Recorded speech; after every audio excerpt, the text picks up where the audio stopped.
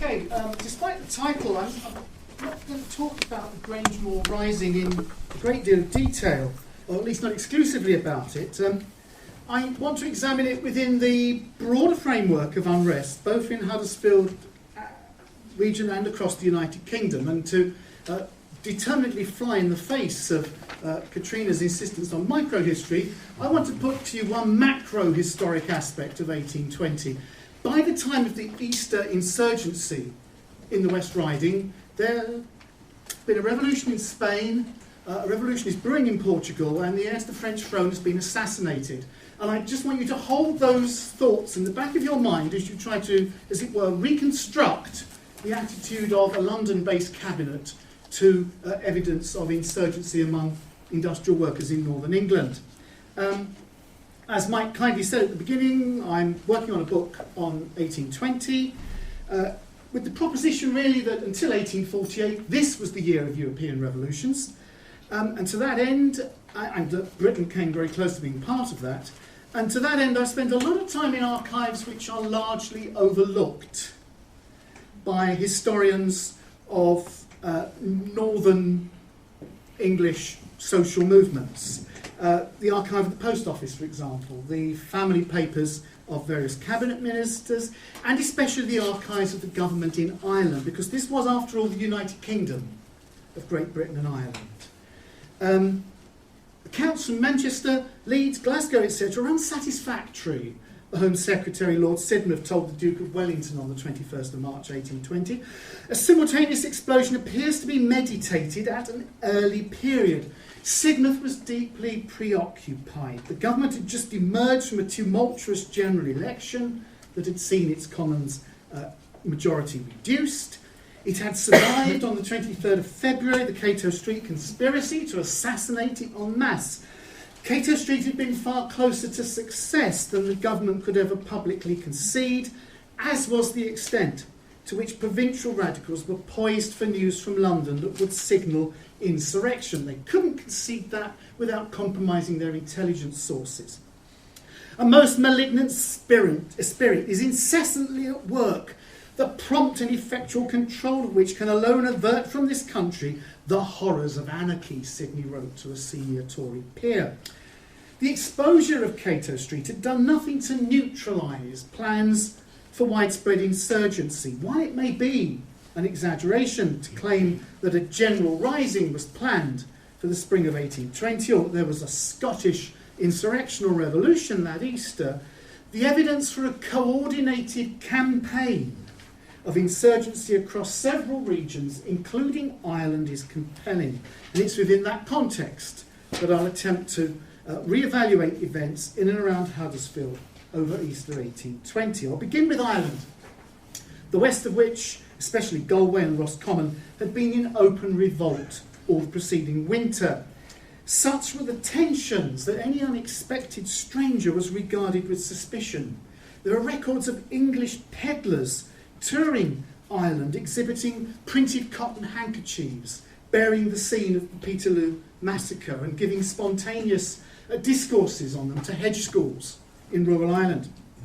A rebel captain in the 1798 rebellion was now living in Manchester and was identified as a pivotal figure. Delegates from Ireland were expected in Manchester during the second week of March to agree on a time to, quote, rise together and at the same moment. In November 1819, an ex-soldier and violent radical from Bolton called Tootle had crossed, he said, Herringpool to investigate organisation in the sister nation at the request of a national radical delegate meeting which had been held in Nottingham. By March, Army intelligence suggested, quote, a disturbance would be raised in Ireland for the purpose of drawing away the troops from England, whereby an opportunity would be afforded for renewing the commotions here with better hopes of success. And this was crucial. This was the crucial tactic, that if Ireland could draw sufficient troops away from Great Britain, it would facilitate insurgency on the eastern side, as it were, of the Irish Sea. And indeed, to some extent, it worked. Ireland, which was always a garrisoned nation, even when quiescent in comparison to Britain, troop numbers in Ireland by March 1820 had trebled. compared to those of the previous year. The son of Thistlewood, who was the leader of Cato Street conspiracy, was spotted distributing copper tokens depicting the Cap of Liberty on the border of Limerick and Clare. County Clare's chief magistrate believed that an extended conspiracy, as he put it, was spreading out through from Dublin through the ribbon system. And migrant Irishmen in Stockport spoke of, quote, lying in ambush to shoot all the men in power as the ribboned men did in Ireland. One report upon which Sidmouth placed, quote, great reliance tracked the key Irish receiver of English correspondence, travelling across Ireland, checking, quote, the state of preparation for a general rising. Assurances were sent to England concerning, quote, the state of forwardness that the Irish preparations are in. All concerned await some great national calamity, which they intimate cannot be very distant, or some striking political occurrence to give the signal for a general rising. Unquote. Ribbon men was a blanket term for insurrectionary elements in Ireland at this time. Ribbonism, it has to be said, was closer to folk Catholic and Gaelic traditions than it was to the intellectual traditions of British radicals, and it's unlikely that there was a complete understanding between insurgent elements on either side of the Irish Sea. Ribbonism mustered no armies, but was a dynamic and shifting web of guerrilla activities.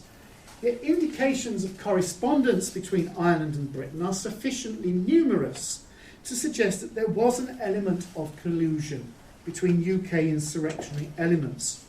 And northern towns, notably Barnsley and Stockport, were major magnets for Irish migrants.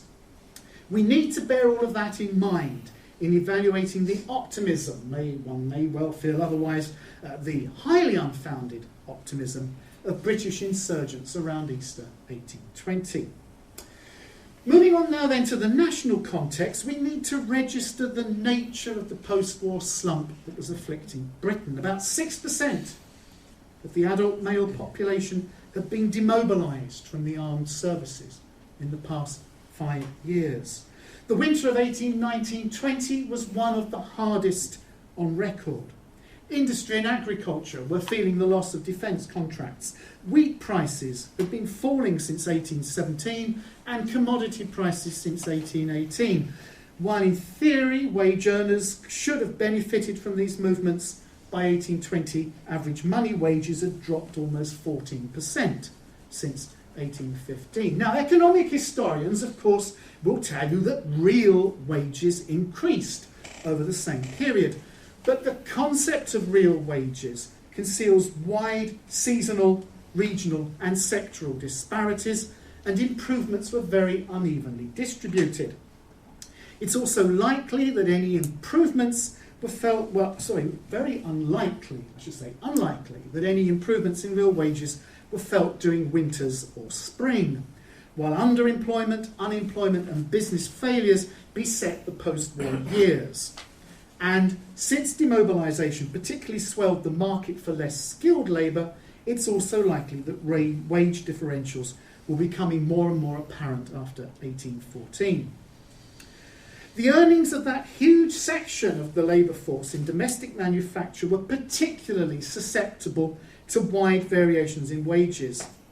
Furthermore, while the ideal life cycle of apprentice, journeyman, master craftsman had completely decayed, and the Tudor legislation that required and regulated apprenticeship was repealed in 1814, the institution of apprenticeship retained very considerable emotional pull upon the mindset of skilled workers. An estimated 300,000 men, that's around about 5% of all the adult male population, had petitioned in 1813-14 against the repeal of statutory apprenticeship. Forget for the moment anti-slavery. This is a hugely neglected episode in British history. At that point, the biggest petitioning campaign before slavery and then before Chartism. The repeal of that act reinforced the widening sense that Parliament legislated only in the economic interests of its own members.